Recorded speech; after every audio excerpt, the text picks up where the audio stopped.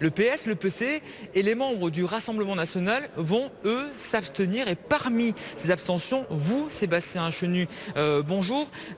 C'est quand même étonnant ces votes. Vous allez vous abstenir, que les LR vont voter contre.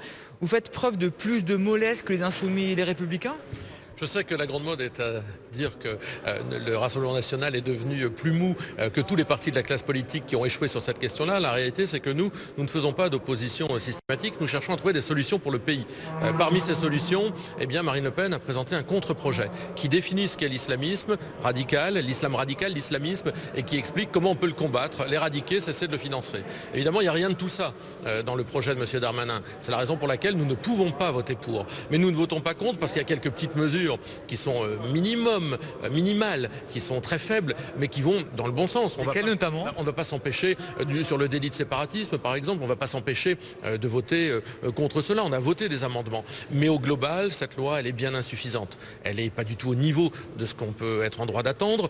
S'il y a un ennemi qui est l'islamisme qui nous fait la guerre, alors il faut adapter notre législation à cela. C'était aussi le projet, sans quoi le projet de Marine Le Pen répondait à ce défi. Donc voilà, il y a des petites mesures qui sont sympathiques, qui vont dans le bon sens, mais qui sont largement en dessous de ce qu'on est en droit d'attendre. Il n'y a pas de raison de s'y opposer, mais pour le reste, c'est tellement faible, tellement loin du compte qu'on ne va pas soutenir un texte pareil. Est-ce que ce vote d'abstention est aussi une stratégie politique en disant à 14 mois de la présidentielle, vous voyez, ce n'est pas le diable Marine Le Pen, dédiabolisation, montrer qu'elle peut aussi être constructive sur certains points?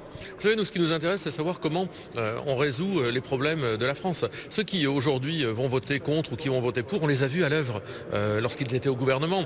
Aujourd'hui, ils font des moulinets du bras, mais la réalité, c'est qu'ils n'ont pas combattu l'islamisme. Vous voyez, par exemple, les grands élus régionaux, Xavier Bertrand, continuent à financer des structures qui ont un lien avec l'islamisme. Donc ces gens-là ne vont pas nous donner la leçon. Nous considérons que nous avons les solutions pour lutter contre l'islamisme dans notre pays, que c'est un défi majeur de l'avenir, et nous considérons par conséquent qu'il ne s'agit pas de faire de la surenchère, il s'agit d'être efficace. Ce texte n'est pas efficace, et ceux qui ont gouverné la France jusqu'à présent ne sont pas davantage efficaces. Merci d'avoir été notre invité. Je vous laisse rejoindre les bancs de l'Assemblée à quelques mètres de là, car le vote c'est dans moins de 2 heures maintenant. C'est l'un des derniers textes majeurs de ce quinquennat pour Emmanuel Macron, et le chef de l'État veut en faire un élément clé en vue de son bilan pour 2022.